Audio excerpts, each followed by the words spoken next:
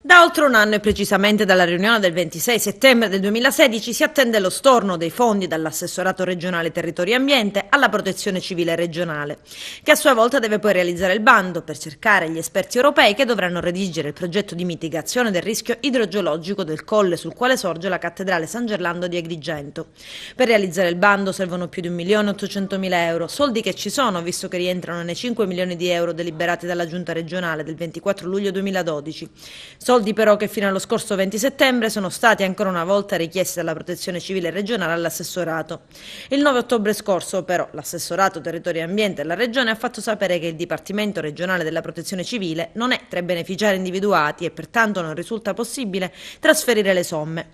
Una comunicazione che di fatto rimette tutto in discussione e che ha fatto letteralmente infuriare il sindaco di Agrigento Lillo Firetto. Un anno fa c'era stata una riunione con esito apparentemente risolutivo, ha detto, ci sono state innumerevoli interlocuzioni, scritte e verbali e rassicurazioni.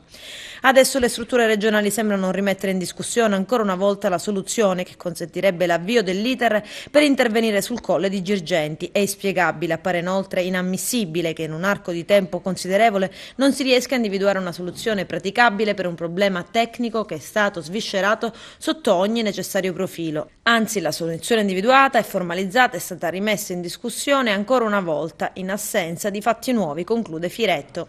La cattedrale di Agrigento è chiusa da 6 anni, 7 mesi e mezzo. L'Urega sta completando ed entro fine del mese dovrebbe esserci il nome dell'impresa aggiudicataria, l'iter della gara d'appalto per mettere in sicurezza il Duomo di Agrigento. Aggiudicati i lavori si potrà pensare, se non vi saranno ricorsi al TAR, al cantiere. Sono previsti fra i 18 e i 24 mesi per realizzare la messa in sicurezza e il consolidamento. Il progetto realizzato dal consulente dell'Arcidiocesi Teofilo Panzeca consiste nell'ingabbiare con catene d'acciaio che dalle fondamenta arriveranno fino al tetto la parte della cattedrale che si trova sulla zona non stabile del colle.